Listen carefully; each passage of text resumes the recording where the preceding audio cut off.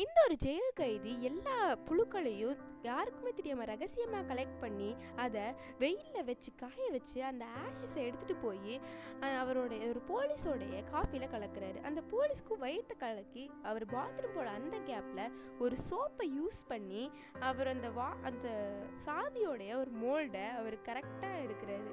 கொஞ்ச நேரம் கழித்து அந்த போலீஸ்க்கு இந்த சாவியில் சோப்பு வாசம் அடிக்கிறதுனால எப்படியோ தெரிஞ்சுக்கிட்டு இவரை கண்டுபிடிக்கிறதுக்காக போகிறாரு. ஆனால் இவர் ரொம்பவே ஷார்ப்புங்க. அதுக்குள்ளே அந்த சாவியை செஞ்சிட்டாரு.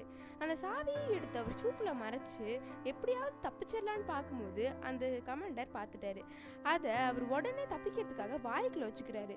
இவங்களும் எப்படியாவது இவர்கிட்ட உண்மையை கறந்துடணும் அப்படின்னு சொல்லிட்டு இவரை என்னென்னமோ பண்ணி பார்க்குறாங்க. அதுக்கப்புறம் இவருக்கு சால்ட் வாட்டரும் கொடுத்து பார்க்குறாங்க. ஆனால் இவர் அதுக்கெல்லாம் அசைகிற மாதிரியே தெரியலைங்க. இவரை பற்றி நீங்கள் என்ன நினைக்கிறீங்க? நம்ம கமெண்ட்டில் சொல்லுங்கள். மறக்காம இந்த சேனல் லைக் பண்ணுங்கள், ஷேர் பண்ணுங்கள், கமெண்ட் பண்ணுங்க. பாய் பாய்.